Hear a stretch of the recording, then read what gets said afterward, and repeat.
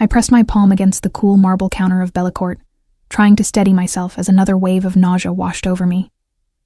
The scent of garlic and fresh basil from the kitchen should have been comforting, but instead it made my stomach churn. 4 months pregnant and barely keeping it together, I couldn't afford to show weakness. Not here. Not when this job was the only thing standing between me and complete destitution. The elegant dining room stretched before me, all cream-colored linens and crystal chandeliers casting warm light over tables that cost more to reserve than I made in a week. I adjusted my black uniform for the 100th time today, making sure the loose-fitting fabric concealed the small bump that had started to show. The weight of my grandmother's silver locket felt heavy against my chest, a reminder of better times when I didn't have to choose between paying rent and buying groceries. Aria, table 12 needs water refills, and the VIP section just seated the Morrison party, Sophia whispered as she breezed past me, balancing a tray of expensive wine glasses. Her dark eyes held a hint of concern as they flicked over my pale complexion. You sure you're feeling all right? I nodded quickly, grateful for her friendship but not ready to share my secret with anyone. Sophia was kind, but in a place like this, information traveled fast, and I couldn't risk losing this job. Just tired. Long shift. The lie came easily, though exhaustion was only part of it. The real weight I carried was fear. Fear that Marcus would find me. Fear that my carefully constructed new identity would crumble. Fear that I'd never truly be free from the man whose name I still legally bore.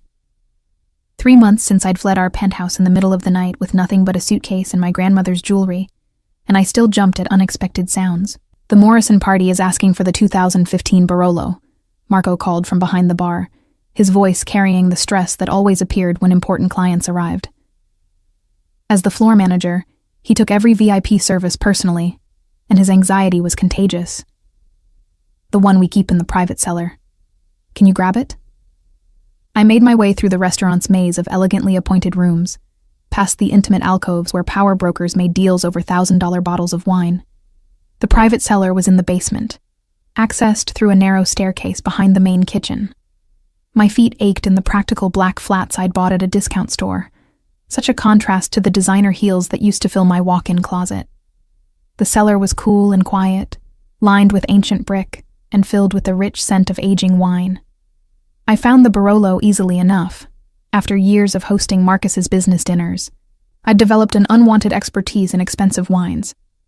As I climbed back up the stairs, the bottle carefully cradled in my arms, I could hear the low murmur of conversation growing louder from the main dining room.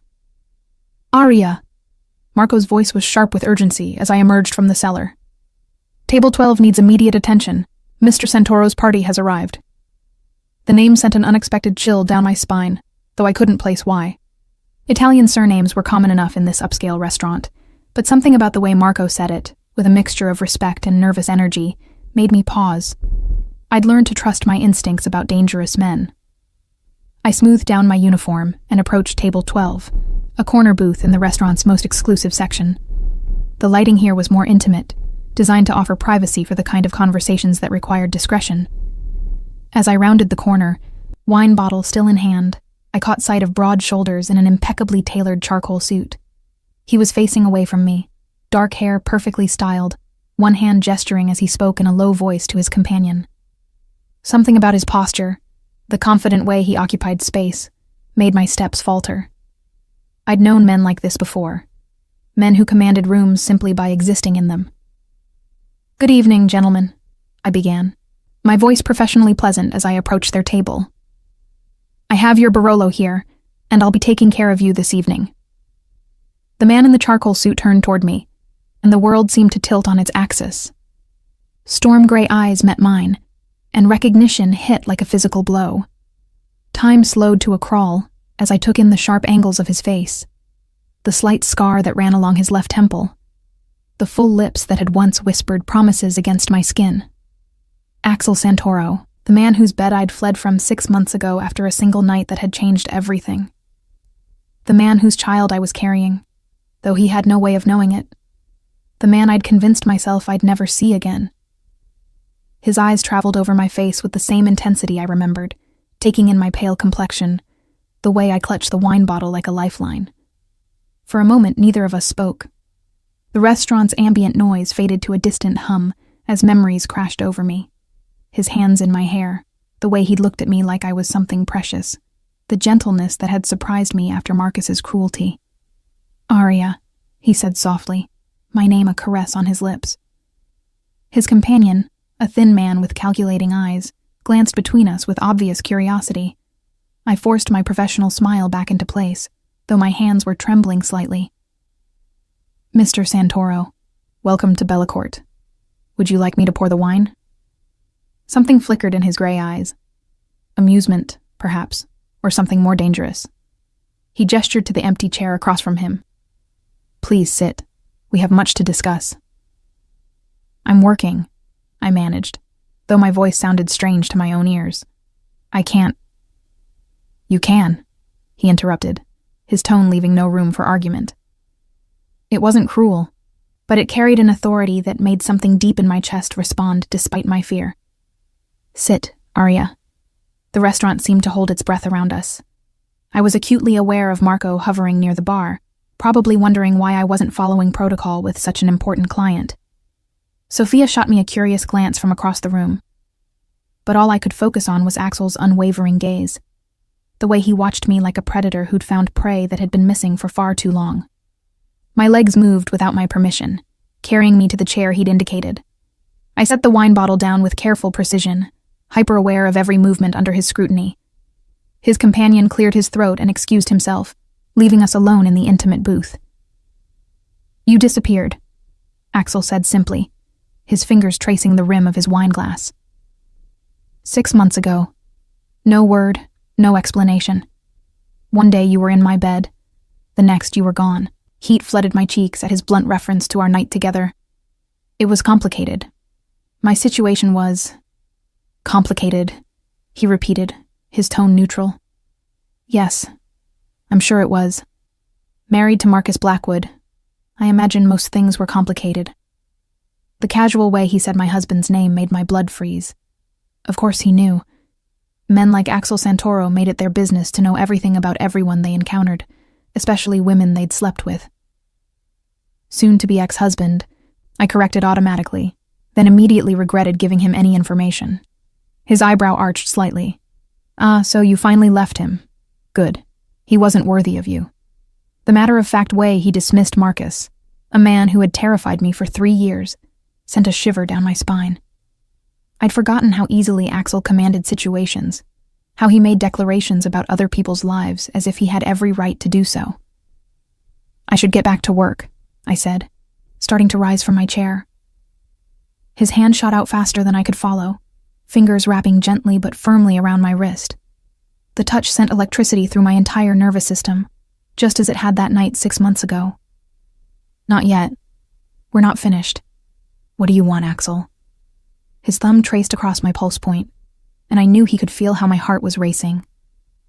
"I want to know why you ran. I want to know where you've been. And I want to know why you're working in a restaurant when you should be..." "Should be what?" I challenged, finding some of my old fire despite the fear. "Sitting in some penthouse? Another rich man's kept woman?" Something dangerous flashed in his eyes, but his voice remained controlled. "You know that's not what I meant." Before I could respond, Sophia appeared at our table, her expression carefully neutral.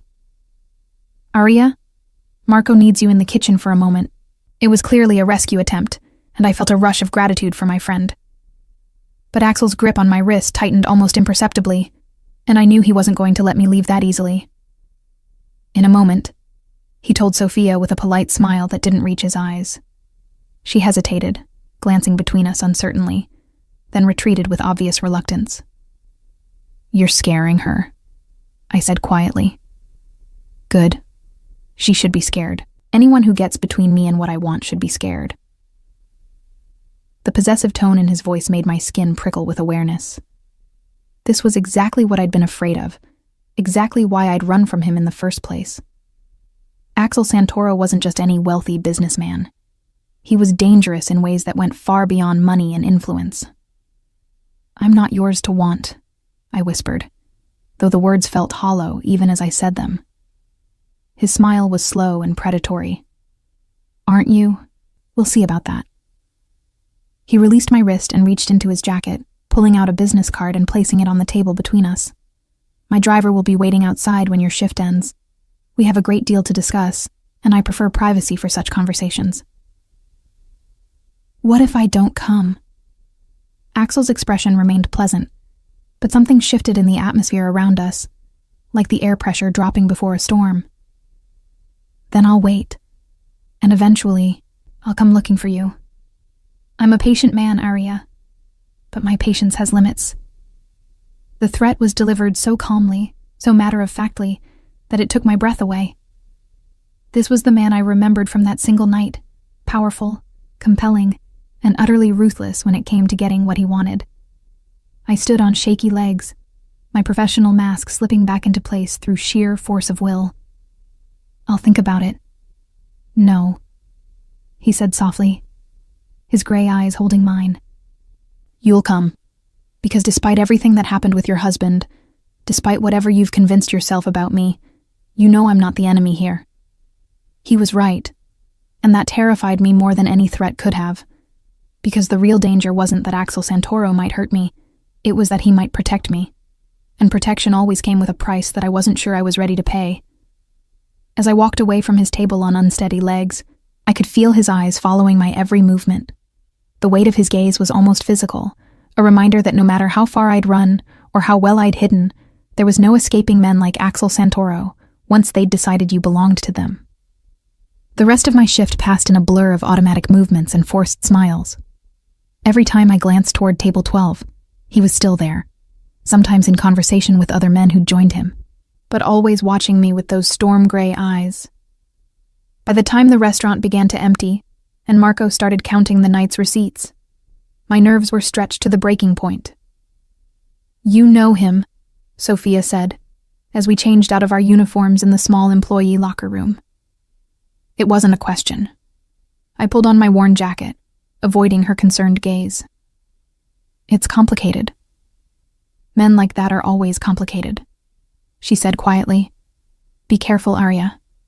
Whatever history you have with him, just be careful. I nodded, though I wasn't sure careful was an option anymore. As I stepped out into the cool night air, I could see the sleek black car waiting at the curb, just as Axel had promised.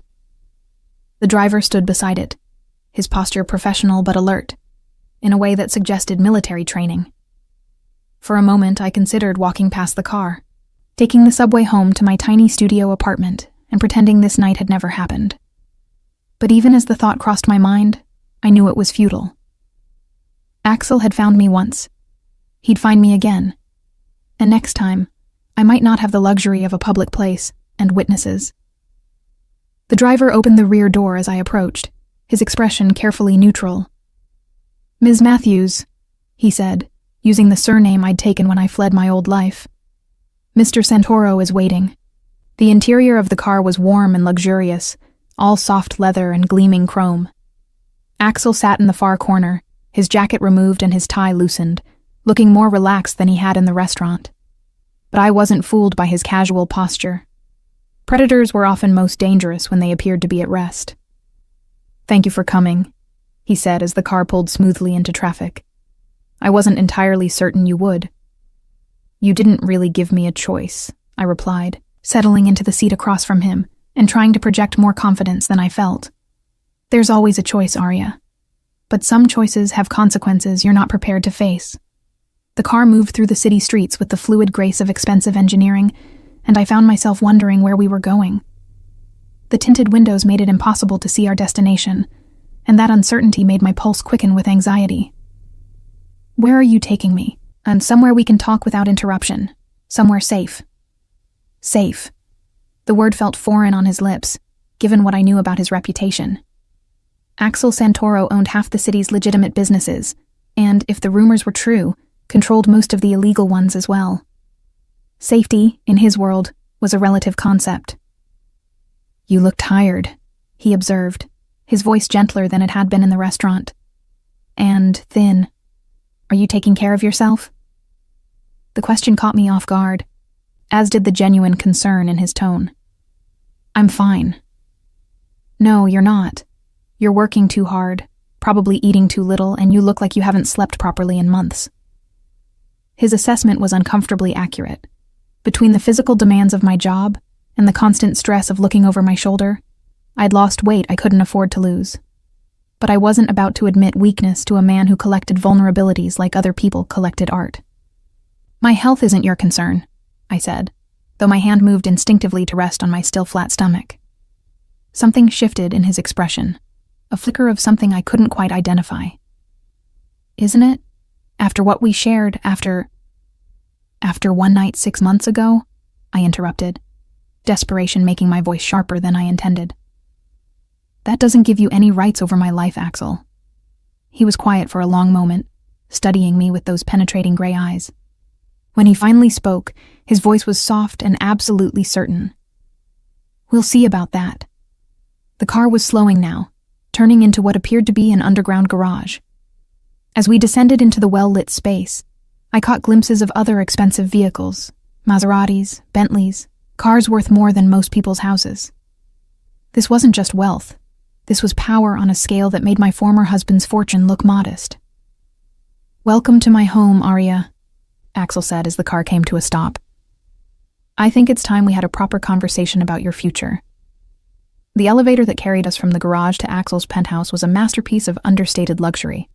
Brushed steel and dark wood that probably cost more than most people's annual salaries. I stood as far from him as the confined space allowed, hyper-aware of his presence. The way his expensive cologne mixed with something uniquely masculine that made my traitorous body remember things I'd spent months trying to forget. When the doors opened, I stepped into a living space that took my breath away, despite my determination to remain unimpressed. Floor-to-ceiling windows offered a panoramic view of the city lights, while the interior was all clean lines and carefully curated art. Everything spoke of wealth, yes, but also of a man who appreciated beauty and wasn't afraid to surround himself with it. "Drink?" Axel asked, moving to a bar that probably held more liquor than most restaurants. His movements were fluid, controlled, like a predator comfortable in his territory. "I don't drink," I said automatically, then cursed myself for the admission. He didn't need to know about the pregnancy, didn't need any more ammunition to use against me. But his gray eyes sharpened with interest, taking in my pale complexion, the way I'd instinctively placed a protective hand over my stomach in the car. I watched his mental calculations, saw the exact moment when understanding dawned in his expression. "I see," he said quietly, his voice carrying a weight that made my blood run cold. "And when were you planning to tell me?" "Tell you what?" I tried to bluff, but we both knew it was useless. He moved closer, each step deliberate and predatory. "Don't insult my intelligence. Arya, you're pregnant. The question is whether it's mine or your husband's." The casual way he laid out my most closely guarded secret made my knees weak. I sank onto the nearest chair, a piece of furniture that probably cost more than my monthly rent, and tried to gather the fragments of my composure. "It doesn't matter," I whispered. "It doesn't change anything. It changes everything." His voice was soft, but there was steel beneath the silk. "If that child is mine." "It's not." I lied desperately. "Marcus and I were still. We were still together when you came to my bed willingly," he finished. "When you responded to my touch like you'd been starved for genuine passion. When you looked at me afterward like I'd given you something precious." Heat flooded my cheeks at his blunt recounting of our night together. The memory was seared into my brain, the charity gala where we'd met, the way he'd looked at me like I was the only woman in the room, the electricity that had sparked between us despite my wedding ring. "One night doesn't make you the father," I said, though my voice lacked conviction. Axel moved to the windows. His back to me as he looked out over the city he undoubtedly controlled, in ways most people would never understand. Perhaps not, but it makes me invested in finding out the truth. The threat in his words was velvet-wrapped, but unmistakable. I'd heard enough about Axel Santoro to know that when he wanted information, he got it. Money, influence, intimidation. He had all the tools necessary to uncover any secret, no matter how carefully guarded. "What do you want from me?" I asked, exhaustion replacing fear as the adrenaline of the evening finally began to fade. "I want you to stop running," he said without turning around. I want you to let me protect you while you figure out your next move, and I want the truth about that child. Protect me from what? Now he did turn, and the expression on his face made something cold settle in my stomach. From Marcus Blackwood, who's been looking for you since the day you disappeared. From the private investigators he's hired to track you down. From the fact that your carefully constructed new identity won't hold up under serious scrutiny. My hands began to shake as the implications of his words sank in. How do you know about... I know about everything, Arya. Your new social security number, your fake references, the cash payments you've been making for rent. It's all very clever, but it's also temporary. Men like your husband don't simply let their possessions walk away. The casual way he referred to me as Marcus's possession made anger flare bright and hot in my chest. I'm not anyone's possession. No, he agreed, moving closer with that predatory grace. You're not. But Marcus doesn't see it that way, and neither do the men he's hired to find you.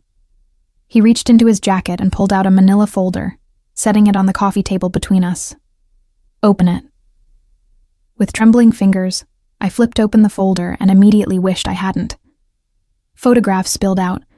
Images of me walking to work, entering my apartment building, shopping for groceries. All taken from a distance with a telephoto lens, all clearly recent. These were taken by a private investigator named Coleman, Axel said, his voice matter-of-fact. He's good at his job, but he's not the only one Marcus has looking for you. There are others, and they're getting closer. I stared at the photos, my carefully constructed sense of security crumbling around me. How did you get these? I have ways of knowing things. The important question is what you're going to do now that you know the truth. My mind raced through possibilities, all of them terrifying. If Marcus found me, if he dragged me back into that gilded prison he called a marriage, I'd never escape again. And the baby. My hand moved protectively to my stomach. He'd use my pregnancy as another chain to bind me to him.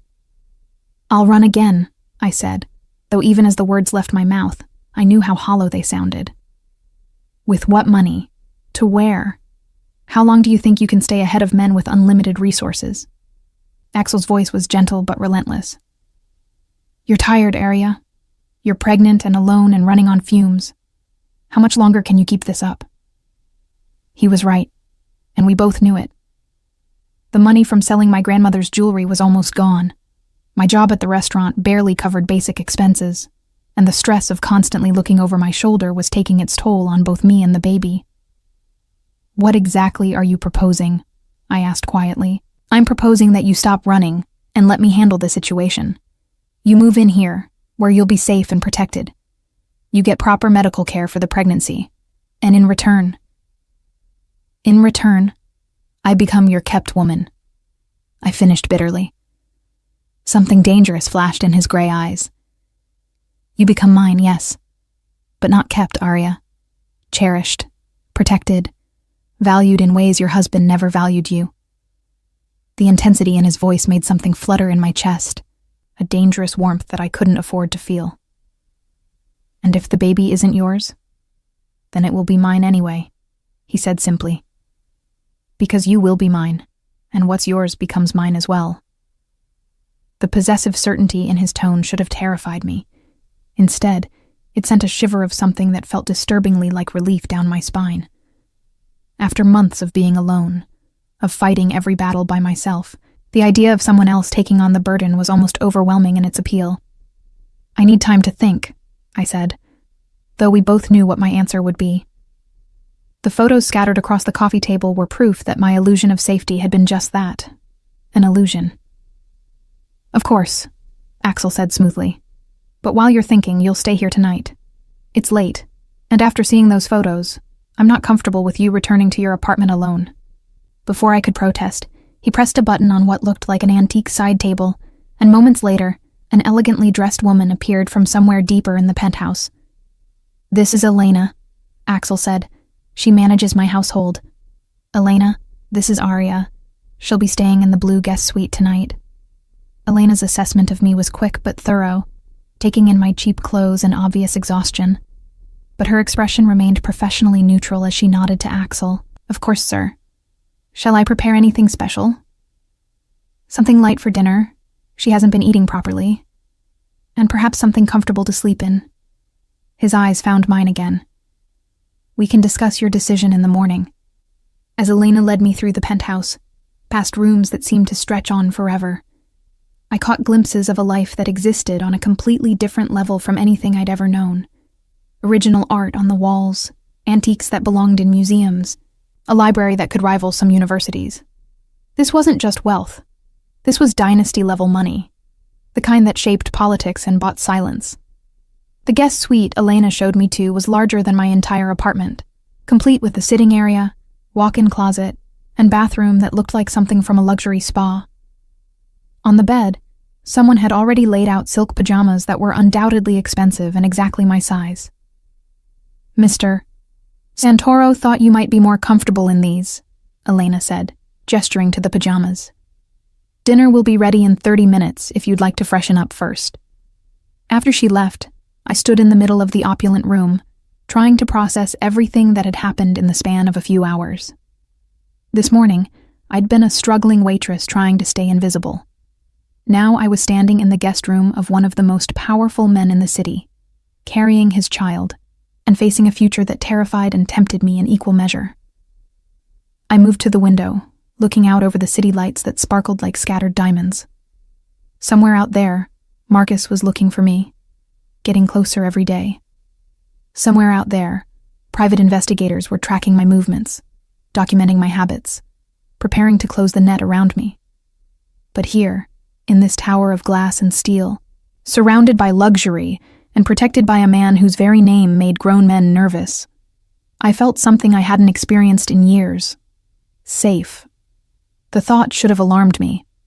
Safety, in my experience, always came with strings attached, always required payment in the form of freedom or dignity or pieces of your soul.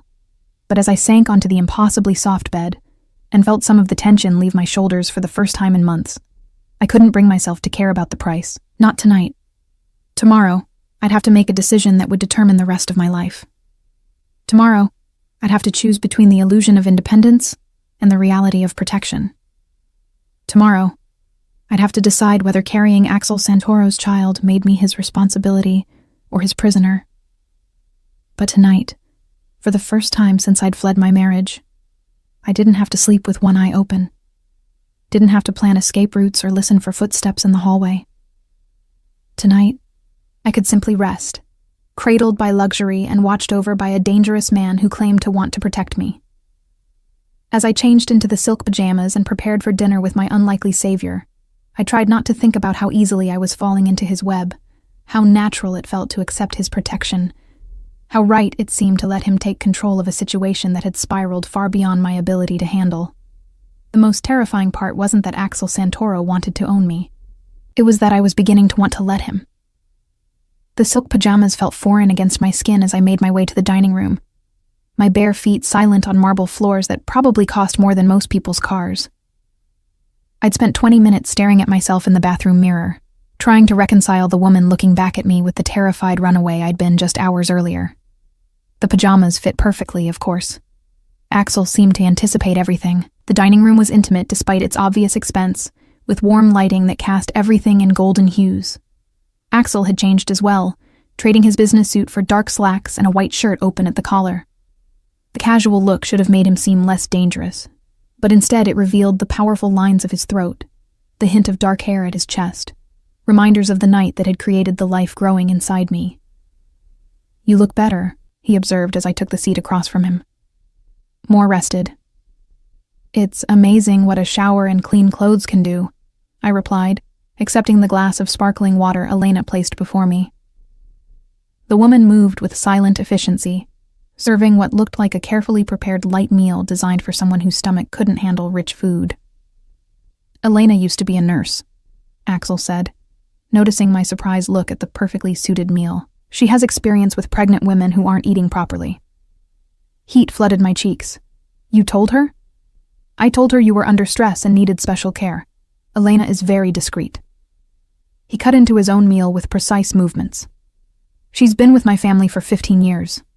Loyalty is well compensated in my household." The casual mention of loyalty and compensation sent a chill down my spine. Everything with Axel came back to ownership, to binding people to him through obligation and debt. I wondered what price Elena had paid for her position, what freedoms she'd surrendered for security. "This is delicious," I said, taking another bite of what tasted like the most perfectly prepared chicken I'd ever had. My traitorous stomach, which had been rejecting most food for weeks, seemed to approve of whatever magic Elena had worked in the kitchen. "You need to gain weight," Axel said bluntly, "for the baby's health, if not your own." The direct reference to my pregnancy made me set down my fork. "We need to discuss this." "Yes, we do." He leaned back in his chair, those storm-gray eyes studying me with unsettling intensity. "When was your last period?" The clinical directness of the question made me flinch. "That's very personal." "Aria." His voice carried a warning that made something deep in my chest respond despite my indignation. "We're long past the point of false modesty." "When?" I closed my eyes, doing the math I'd done 100 times before. "Early January. The baby would be due in October." "Our night together was February 14th, he said quietly. "Valentine's Day, very romantic, considering the circumstances." The irony hadn't been lost on me. Fleeing to another man's bed on the day meant to celebrate love. But what was supposed to be a single night of rebellion against my husband's control had become something much more complicated. Marcus and I were still. I began, then stopped. The lie felt too heavy to voice. "No," Axel said firmly. "You told me that night that he hadn't touched you in months. You said you felt invisible in your own marriage." The memory of my confession made shame burn in my throat. I'd been vulnerable that night, broken by years of emotional abuse, and desperate for someone to see me as more than Marcus's perfect trophy wife. Axel had listened to my whispered confidences with an intensity that had made me feel precious, valued. "Even if the baby is yours," I said carefully, "that doesn't give you any rights." Something dangerous shifted in his expression. "Doesn't it? In my world, Arya, a man protects what belongs to him, and a child with my blood belongs to me absolutely." "I don't belong to you," I whispered, though the words felt less certain each time I said them. "Not yet," he agreed. "But you will, because you're intelligent enough to recognize that you don't have any other viable options." He was right, and we both knew it. The photos scattered across his coffee table were proof that my carefully constructed new life was an illusion that could shatter at any moment. But admitting defeat felt like stepping off a cliff into unknown darkness. "What would it look like?" I asked quietly. "This arrangement you're proposing. You live here, under my protection. You receive the best medical care available. Your every need is anticipated and met." His voice was matter-of-fact, as if he were discussing a business contract. "In return, you accept my authority in matters relating to your safety and the baby's well-being." "And my freedom?" "Freedom is an illusion for someone in your position. The question is whether you prefer the illusion of freedom while hiding in shadows, or the reality of security within boundaries I set." The brutal honesty of his assessment made my chest tight. "You make it sound like a business transaction." "Isn't it?" He leaned forward, his gaze intense. "You need protection and resources. I need."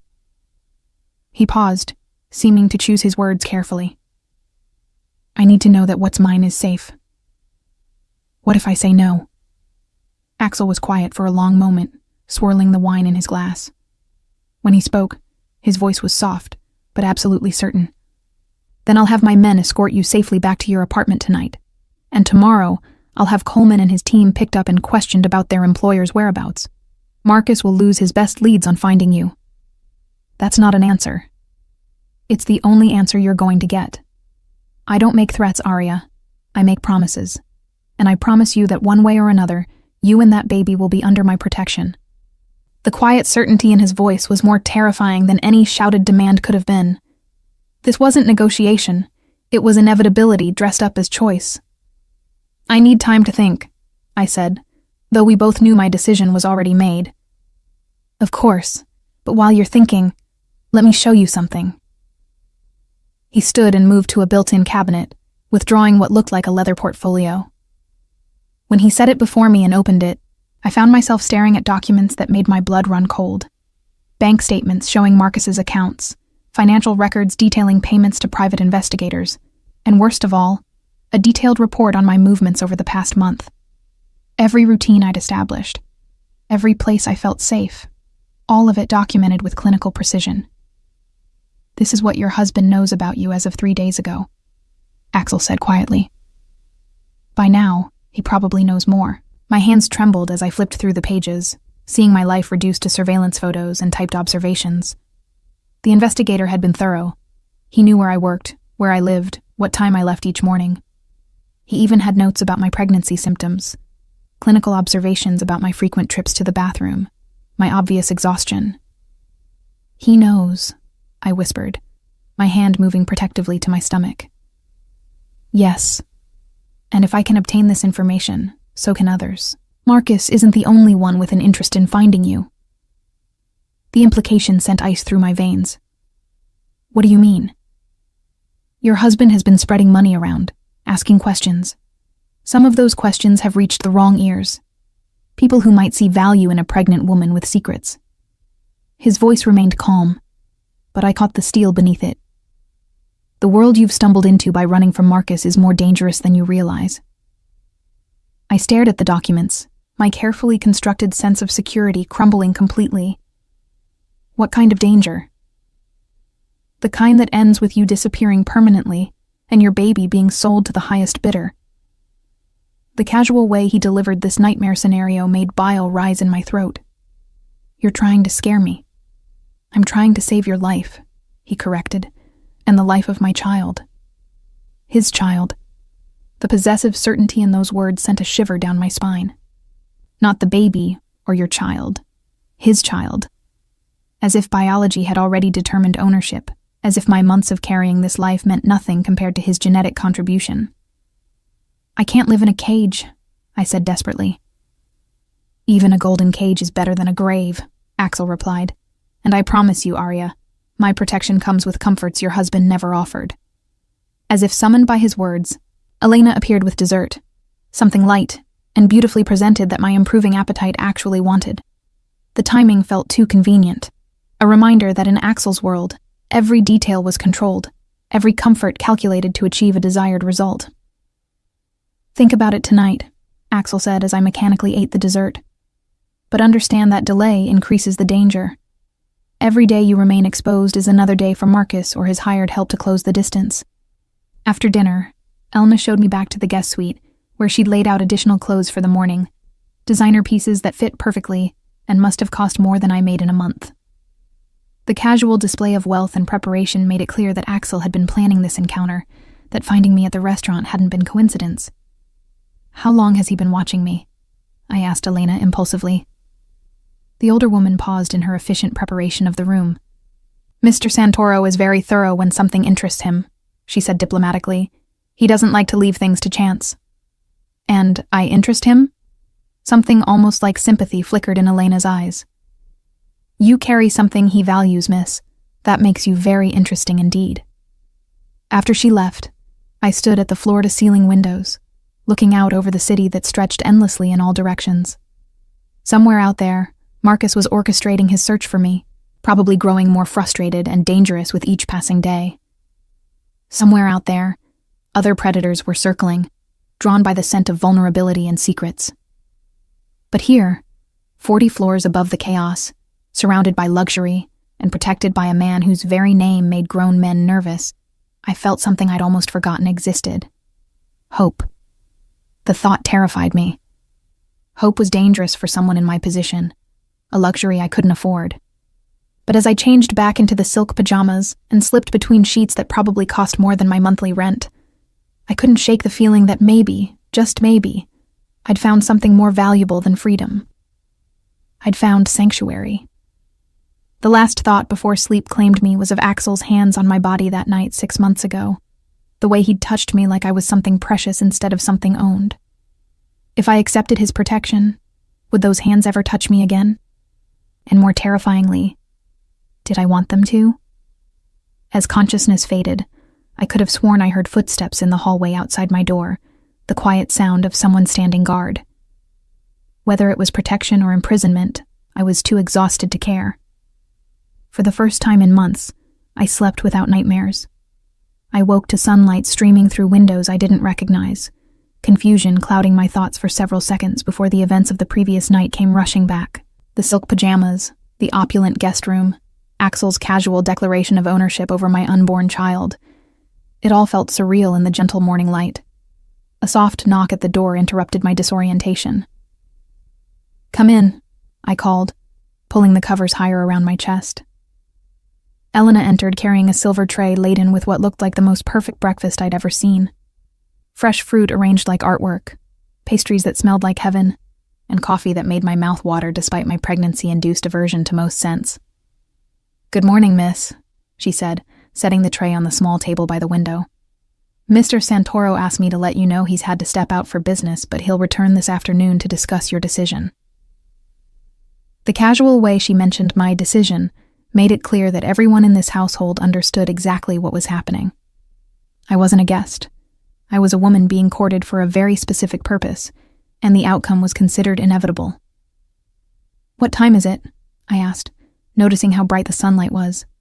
"Nearly 11. You needed the rest."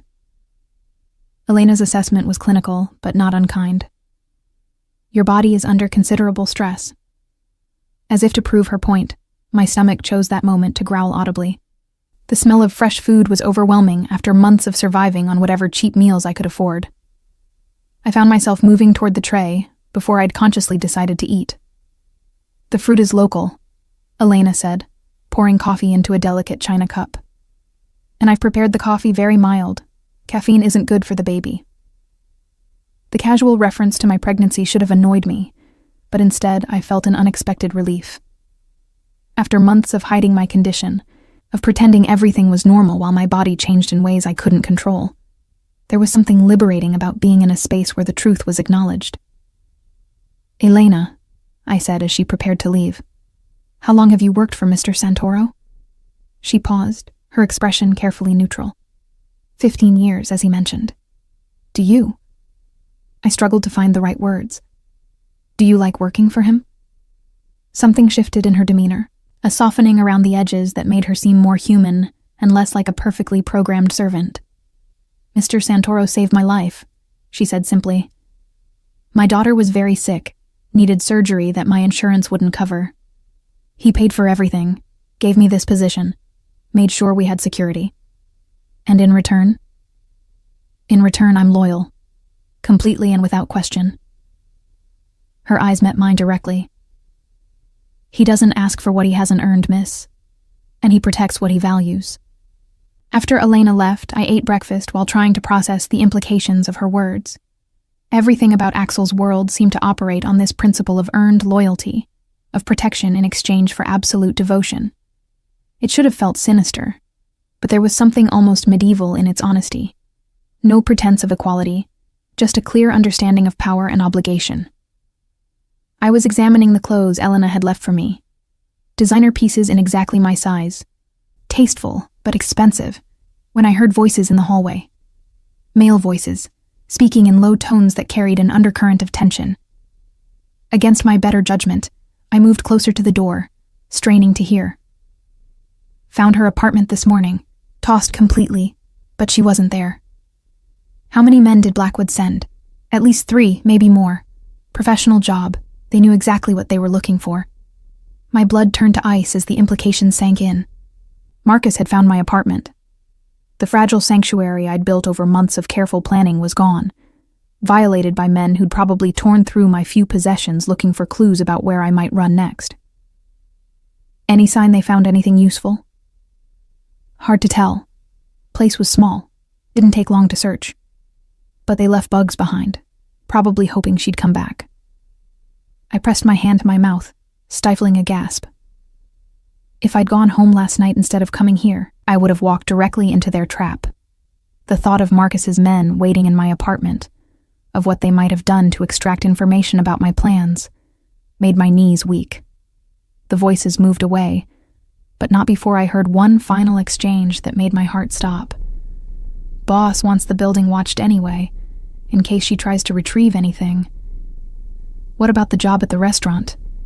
He's handling that personally. I sank onto the bed, my mind racing through the implications. Not only had Marcus found where I lived, but he knew where I worked. By now, he'd probably questioned Marco, Sophia, anyone who might have information about my routines or relationships.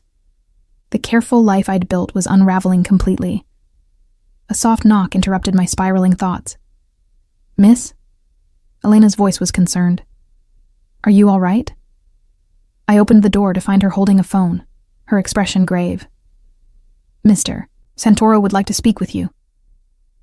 With trembling fingers, I accepted the phone. Axel's voice was calm, but carried an undercurrent of controlled fury that made something deep in my chest respond with awareness. "You heard," he said without preamble. "Some of it. They found my apartment." "Yes, and your workplace. I'm afraid your former life no longer exists, Arya. The question now is whether you're ready to accept the new one I'm offering." The finality in his words should have terrified me, but instead I felt a strange sense of relief. The decision had been taken out of my hands by circumstances beyond my control. I was no longer choosing between freedom and security. I was choosing between security and destruction. "What happens now?" I asked quietly. "Now you get dressed in the clothes Elena provided, and when I return, we discuss the terms of your new arrangement. There are things you need to understand about what being under my protection means. And if I don't like the terms..." His pause was long enough to make my pulse quicken. "Then we negotiate until you do. But understand, Arya, walking away is no longer an option. Too many people are looking for you now, and not all of them have benevolent intentions." After ending the call, I stared at the designer clothes Elena had laid out, understanding that putting them on would be more than just getting dressed. It would be the first step in shedding my carefully constructed false identity and accepting whatever role Axel had planned for me in his world. The black dress was sophisticated, but not flashy, paired with shoes that looked expensive, but comfortable. As I changed, I caught glimpses of myself in the mirror and barely recognized the woman looking back. The combination of proper sleep, good food, and clothes that actually fit properly had transformed my appearance in ways that went beyond mere fashion. I looked like someone who belonged in Axel's world. When Elena returned to collect the breakfast tray, she nodded approvingly at my appearance. "Much better," she said.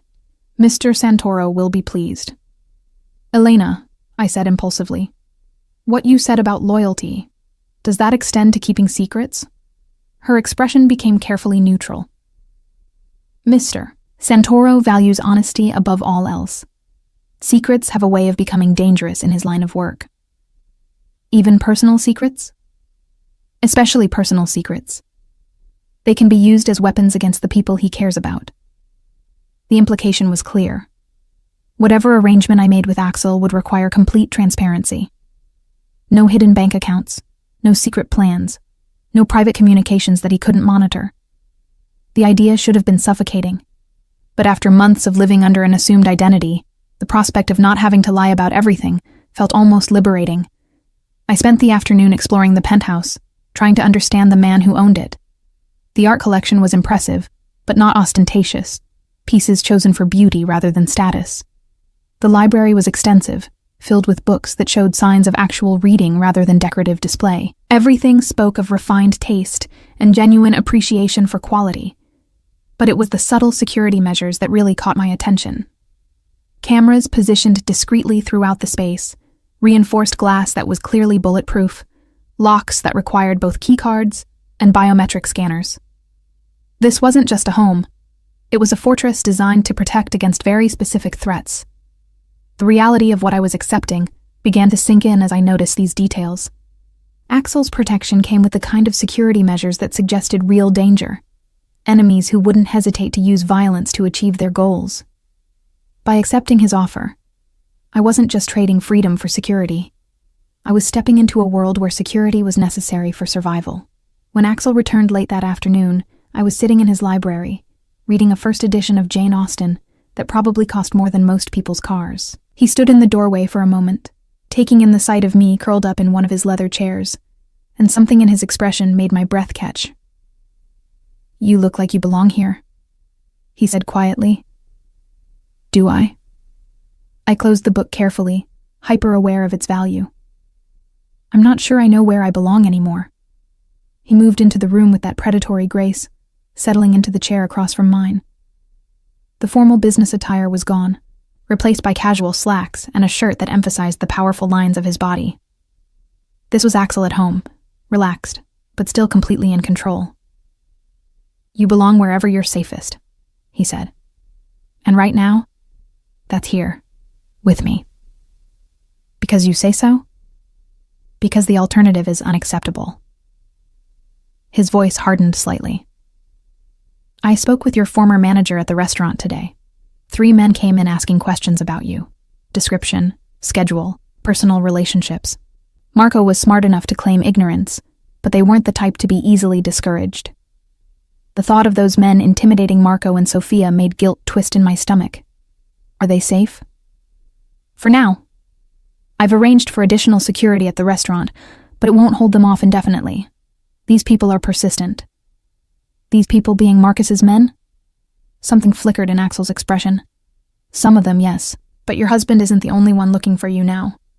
Word has gotten out that there's a pregnant woman with secrets, and certain elements find that commercially interesting." The euphemistic way he described human trafficking made bile rise in my throat. "You're saying I'm being hunted by multiple groups?" "I'm saying you stepped into a very dangerous world when you decided to disappear. Running from a man like Marcus Blackwood requires resources and connections you don't have. It also attracts attention from people who specialize in exploiting vulnerability." He leaned forward, his gray eyes intense. "But that ends now. As of today, you're under the protection of the Santoro family. Anyone who wants to reach you will have to go through me first." The possessive certainty in his voice sent shivers down my spine. This wasn't just an offer of help. It was a claiming, as definitive as a brand burned into skin. "What does that mean, exactly, being under your protection?" "It means you live here, in safety and comfort. It means any threat to you becomes a threat to me, and I respond to threats with overwhelming force. It means your needs are anticipated and met before you have to ask." "And in return?" His smile was slow and predatory. "In return, you give me your complete honesty and trust. You accept my authority in matters of security. And you acknowledge that the child you're carrying is mine to protect and provide for." The terms were exactly what I'd expected, but hearing them stated so bluntly still made my chest tight. "And if the baby isn't yours?" "Then it becomes mine through your acceptance of my protection. Biology is only one form of claim, Arya. There are others that run much deeper." Before I could respond, Elena appeared in the doorway. "Sir, dinner is ready when you are." "Thank you." Axel stood, extending his hand to me. "Shall we?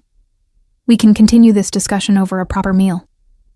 I stared at his outstretched hand, understanding that taking it would be acceptance of everything he'd offered. Protection, luxury, security, all of it conditional on my surrender to his authority. But the alternative was a world where men hunted me for profit, where my child could be sold to the highest bidder, where every moment was borrowed time before the net closed completely. I placed my hand in his, feeling his fingers close around mine with possessive certainty. "Good," Axel said softly, bringing my hand to his lips for a kiss that was both gentle and claiming. "Welcome to your new life, Arya." The first month of my new life passed in a haze of luxury that felt almost narcotic in its completeness. Axel had been true to his word. Every need was anticipated before I could voice it, every comfort provided without my having to ask. My morning sickness disappeared under Elena's careful nutritional management. My stress-induced insomnia faded under the security of knowing I was protected. And for the first time since discovering my pregnancy, I actually felt healthy. But comfort, I was learning, came with its own form of captivity. "The doctor will be here at 3, Axel announced over breakfast, scanning his tablet with the focused intensity he brought to all business matters. "Dr. Castellano is the best obstetrician in the city. She'll be handling your care from now on." I looked up from the perfectly prepared eggs Benedict that had become part of my daily routine. Don't I get a say in choosing my own doctor? His gray eyes met mine over the tablet, and I caught the flash of something that might have been amusement. You can choose between Dr. Castellano and Dr. Reeves, who's also excellent. But you'll be seeing someone from my approved list. Your approved list, I repeated, tasting the words and finding them bitter. Yes, medical professionals I trust to maintain discretion about their patients' identities and circumstances. He set down the tablet, giving me his full attention. Would you prefer someone who might accidentally mention your condition to the wrong person? Someone who might be curious enough about your unusual situation to make inquiries? The reasonable tone made his control feel almost benevolent, but I was beginning to understand how Axel operated. Every restriction was presented as protection, every limitation framed as concern for my well-being. It was manipulation so sophisticated that I sometimes caught myself feeling grateful for it. What about my other freedoms? I asked carefully. When can I leave the penthouse? When it's safe. When we can be certain you won't be recognized or followed. He returned to his tablet, the matter apparently settled. For now, everything you need is here. Everything except autonomy, I thought but didn't say. I'd learned that direct challenges to his authority were met with patient explanations that somehow made me feel foolish for questioning his judgment. Axel never raised his voice, never showed anger. He simply waited until the logic of his position became undeniable. The afternoon brought Dr. Castellano, an elegant woman in her 50s with kind eyes and an unflappable professional demeanor. She examined me with gentle thoroughness, asking questions about my health history, with the kind of attention I'd never received from my previous doctors. Everything looks excellent, she announced after completing her examination. The baby is developing normally. Your blood pressure is much improved from what I'd expect given your recent stress levels, and you've gained back the weight you needed. Thank you, I said, feeling genuine relief. The constant worry about whether my circumstances were harming the baby had been a low-level anxiety I'd carried for months. However, Dr. Castellano continued, I do want to discuss your emotional well-being. Pregnancy under any circumstances involves significant psychological adjustment, given your particular situation. She paused delicately. My particular situation? Ending one relationship and beginning another while pregnant can be emotionally complex. Have you considered counseling to help process these changes? I glanced toward the door, knowing Axel was somewhere in the penthouse, probably listening to every word through whatever surveillance system monitored the rooms. I'm adjusting well enough. Dr. Castellano's expression suggested she wasn't entirely convinced, but she made notes on her tablet without pushing the issue. If you change your mind, I can recommend several excellent therapists who understand discretion. After she left, I found Axel in his office, speaking rapid Italian into his phone. When he saw me in the doorway, he concluded his conversation and gestured for me to enter. Satisfied with Dr. Castellano? He asked. She's very professional. I settled into one of the leather chairs across from his desk, noting how the afternoon light streaming through his windows cast everything in golden hues. She suggested counseling. Did she? And what did you tell her? That I'm adjusting fine. I met his gaze directly. Should I have said something else? Axel leaned back in his chair, studying me with that unsettling intensity. You should have said whatever felt honest to you. I have no interest in forcing you to pretend contentment you don't feel. Don't you? Because it seems like you have strong opinions about most aspects of my life. I have strong opinions about your safety and the baby's health. Your emotional state is more complex. The careful way he chose his words made me lean forward. What do you mean? I mean that I want your happiness, Arya, but I won't sacrifice your security to achieve it.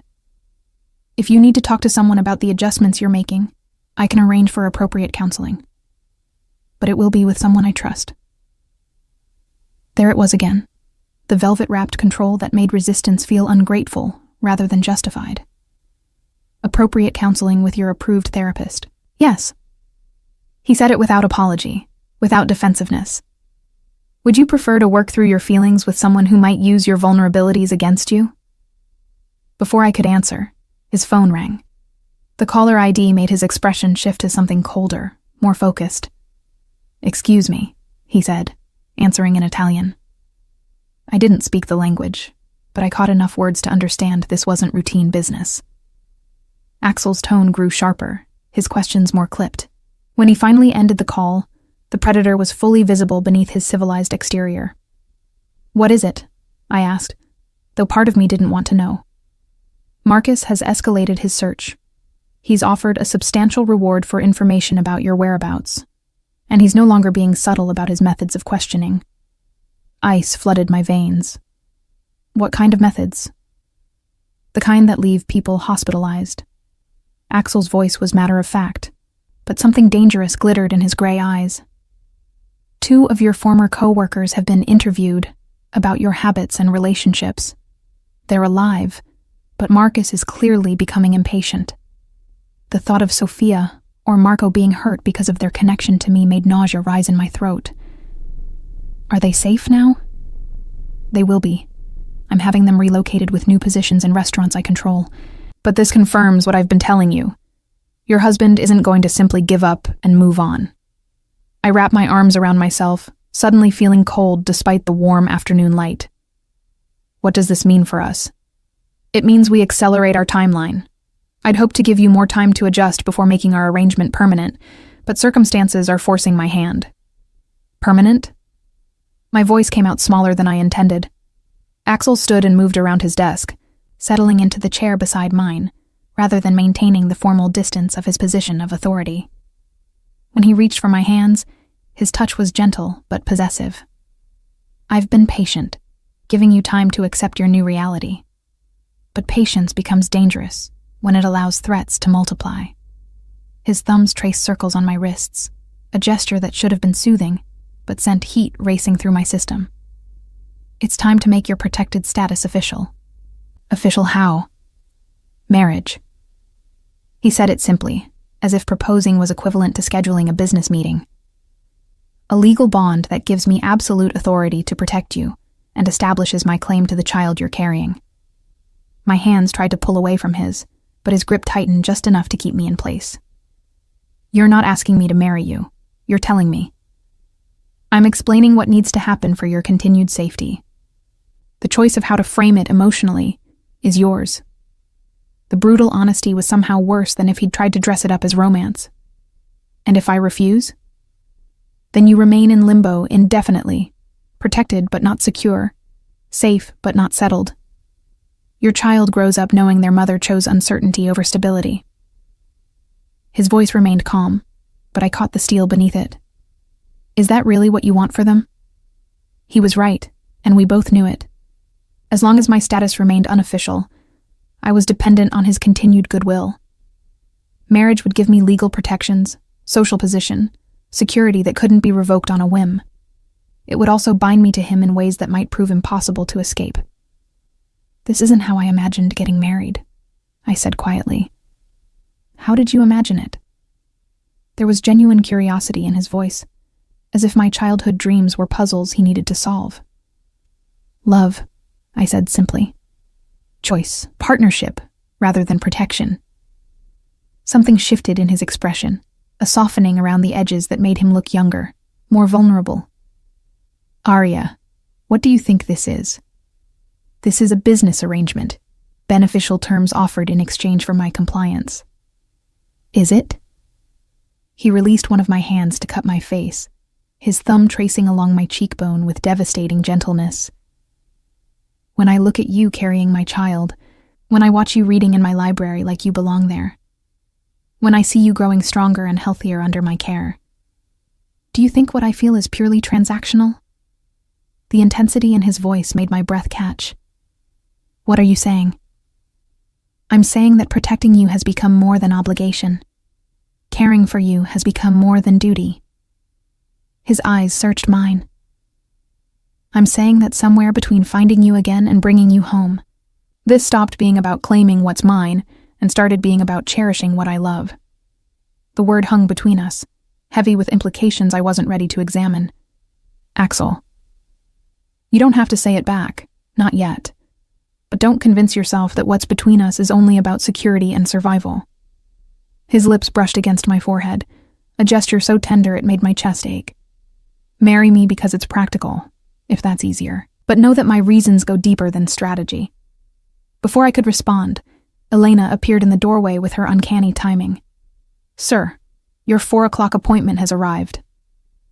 Axel's mask of professional control slipped back into place, but his hand remained on my face for a moment longer. "We'll continue this conversation tonight. Think about what I've said."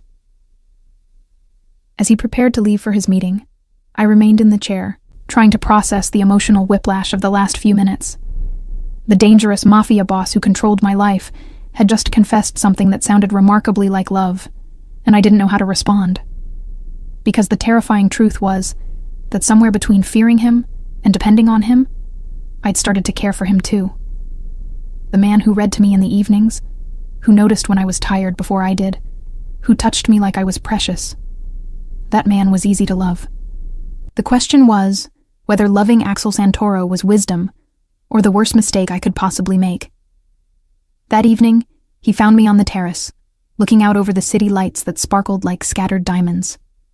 The night air was warm, carrying the distant sounds of traffic and life far below our tower of glass and steel. "Regrets?"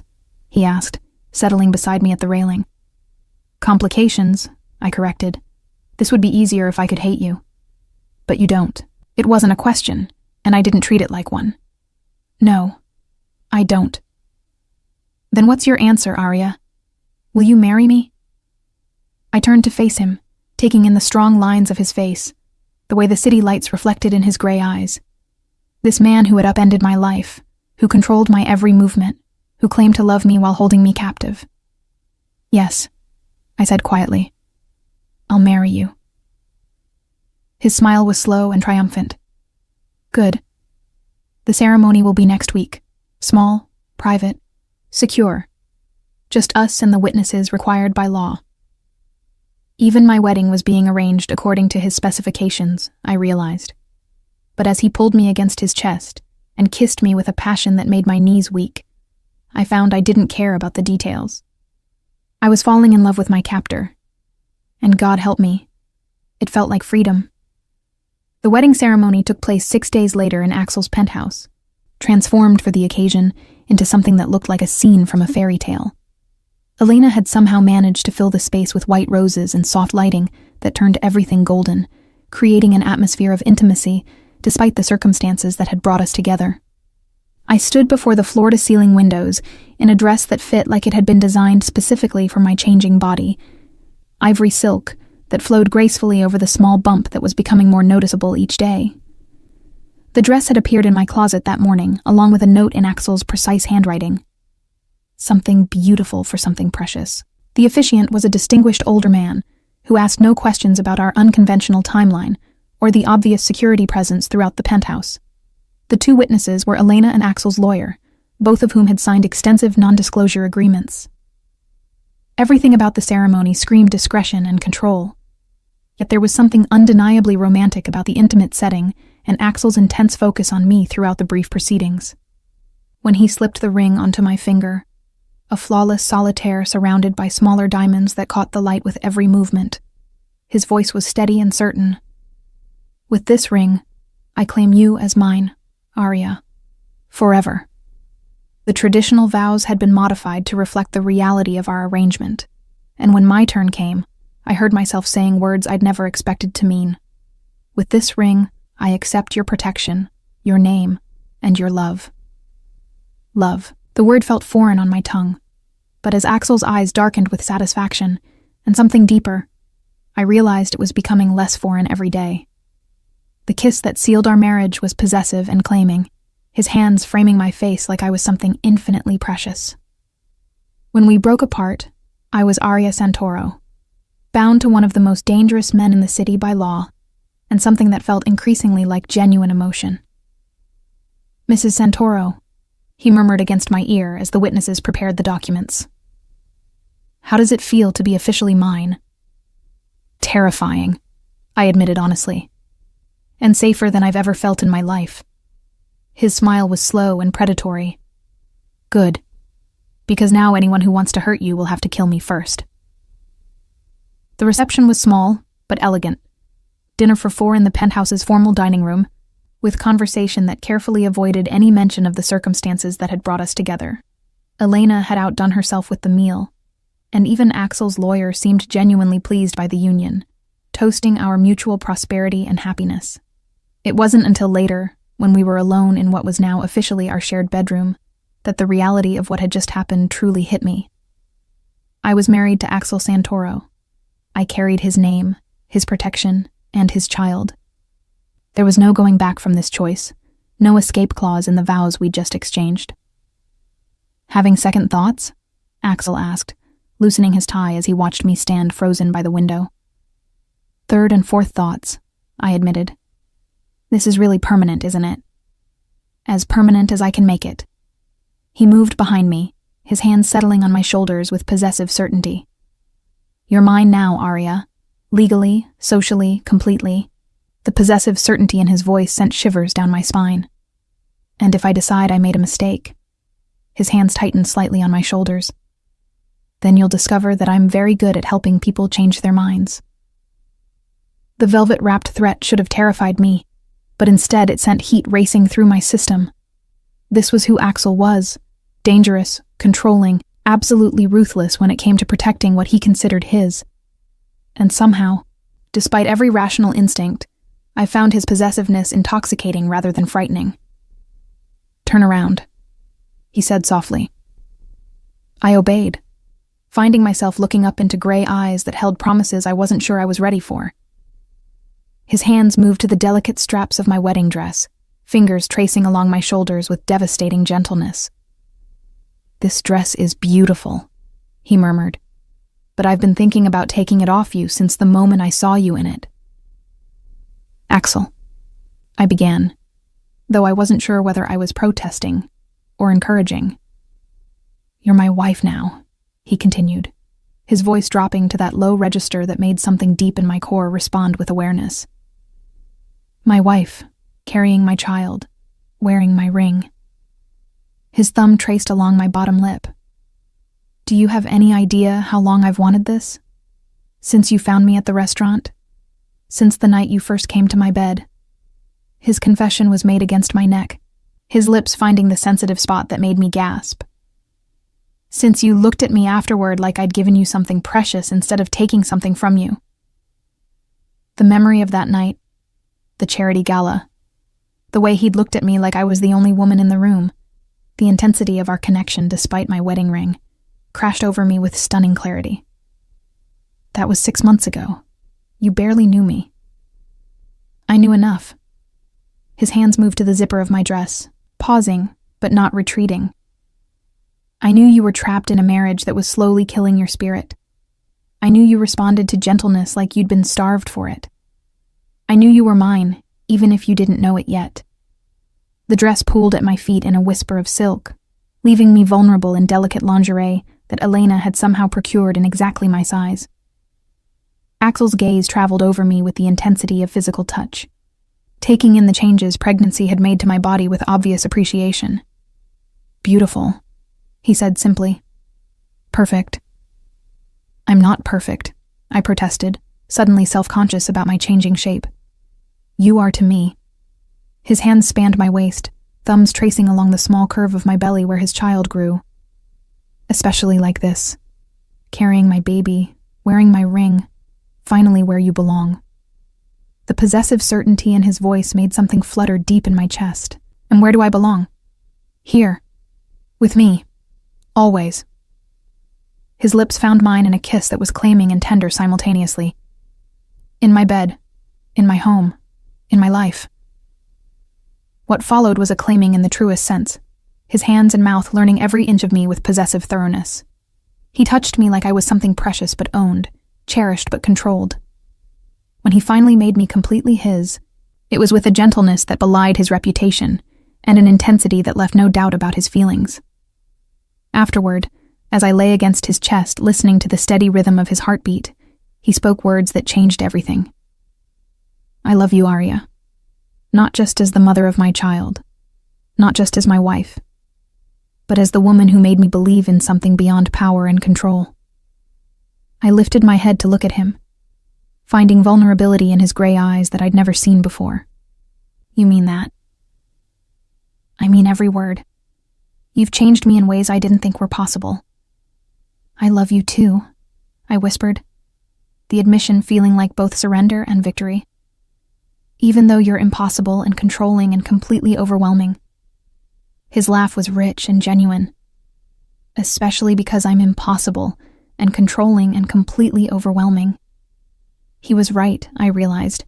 The very qualities that should have driven me away were the ones that made me feel safe, cherished, protected in ways I'd never experienced.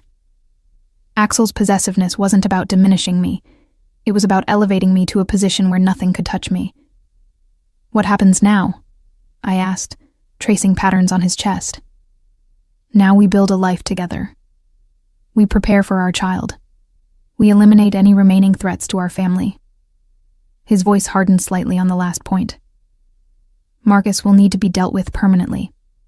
The casual way he mentioned eliminating my ex-husband should have alarmed me. But instead, I felt a fierce satisfaction. Marcus had terrorized me for years, had sent men to hunt me down, had threatened my unborn child. If Axel wanted to remove that threat permanently, I wasn't going to object. What about the other threats? The people who were interested in commercially exploiting me? Already handled. His tone carried a finality that suggested I didn't want to know the details. Anyone who showed interest in hurting you has received clear messages about the consequences of pursuing that interest. I should have been horrified by the implication of violence, by the casual way he discussed eliminating threats. Instead, I felt a deep, bone-level relief. For the first time in my adult life, I was protected by someone with the power and will to enforce that protection absolutely. No more running, I said softly. No more running, he agreed. No more hiding. No more fear. You're a Santoro now, and Santoros don't hide from anyone.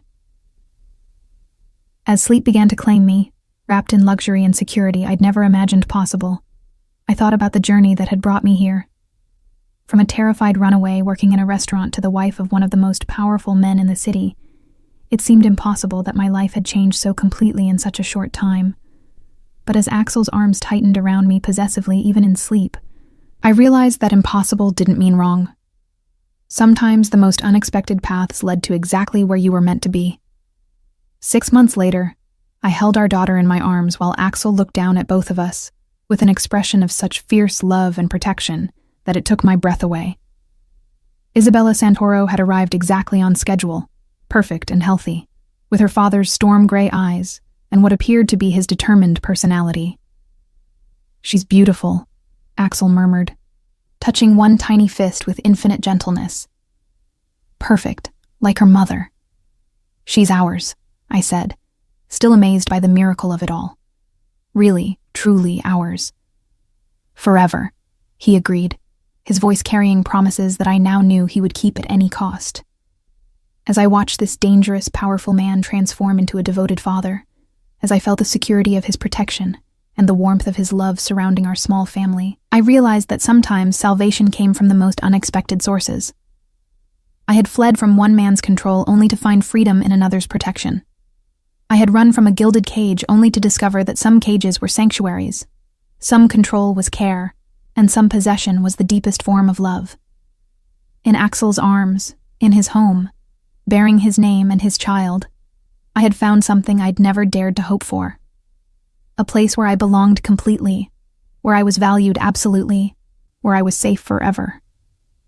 The scared runaway was gone. In her place was Arya Santoro, wife, mother, and the most cherished possession of a man who would move heaven and earth to protect what was his. And for the first time in my life, I was exactly where I wanted to be.